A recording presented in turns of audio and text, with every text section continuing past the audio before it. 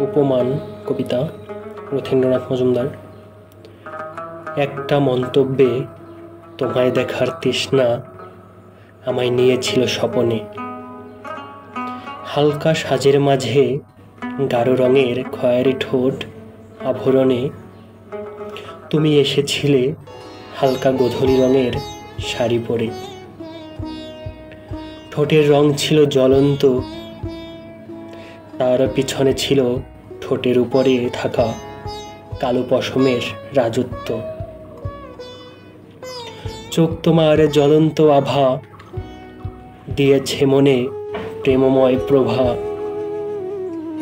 তোমার ঠোঁটের দুপাশের ছিদ্র যেন আগ্নেয়গিরির জ্বলন্ত জ্বালামুখ। দেখেছ কি কখনো ছিদ্র দুখানি আয়নাতে দিয়ে মুখ? তোমার রূপ দেখে যেন এঁকেছিল ভিঞ্জি মোনালিসার ছবি। তোমার কর্কশ কণ্ঠ শুনেও মুগ্ধ হয়েছিল কবি।